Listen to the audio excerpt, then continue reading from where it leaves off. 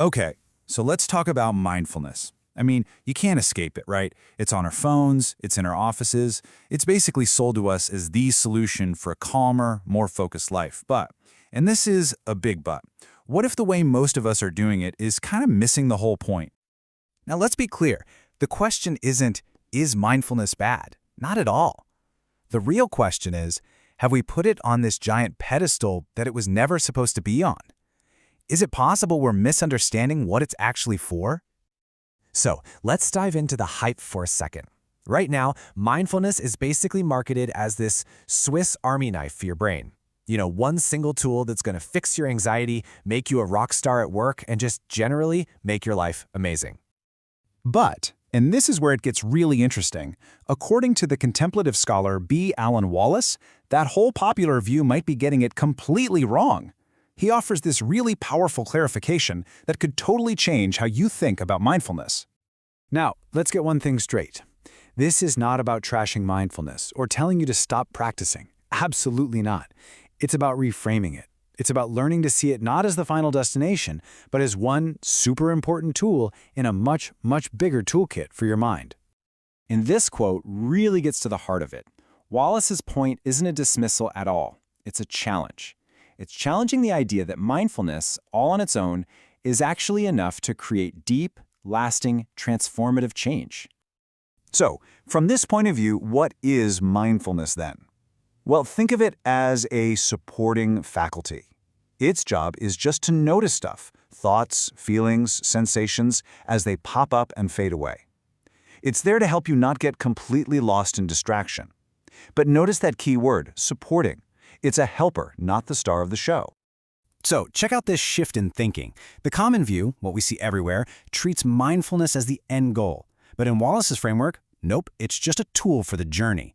And believe me, that one little distinction, it changes everything.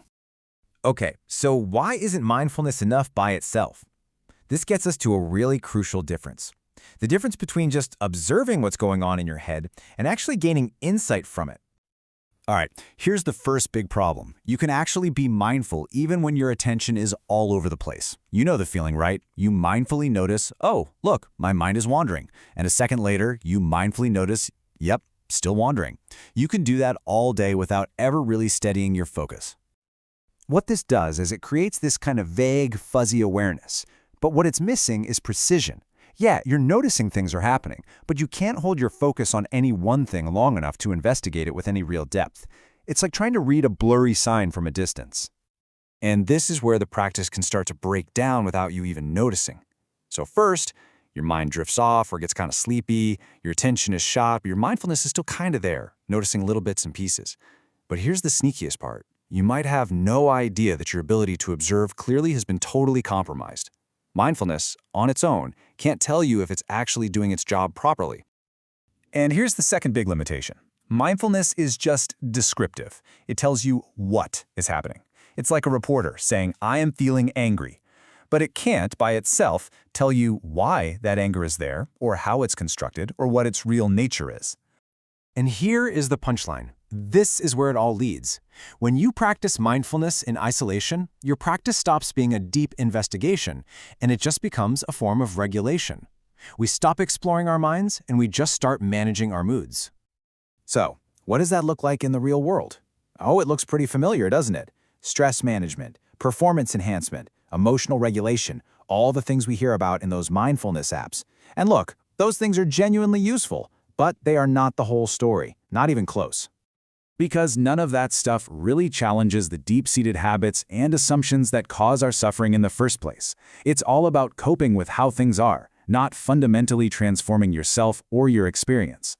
You're essentially just polishing the tip of a giant iceberg. So if mindfulness is just the support staff, what's the main event? What's the real foundation we need to build for genuine, world-shaking insight? That's the billion-dollar question, right? If mindfulness is just one piece of the puzzle, what's the big piece that we're missing? And the answer really is just one word: attention. The true foundation, the skill that you have to develop before anything else, is the ability to train your attention. Why attention? Well, think about it. You can't investigate what you can't see clearly. A stable, sharp, and clear attention, that's the high-powered microscope. It lets you hold your awareness steady long enough for mindfulness to go from just noticing things to actually seeing them with incredible depth, and that is where real insight comes from. So, let's just hammer this home one last time. This whole discussion is not about dismissing mindfulness. It's actually about empowering it. When you give it the solid foundation of a trained attention, you unleash its true transformative potential. It's about putting it in its proper, powerful place. So, here's a thought for the next time you sit down to practice. Ask yourself this question: am I just noticing my thoughts passing by, or am I building the stability to truly investigate their nature? Because the difference between simply observing and deeply investigating, well, that difference is everything.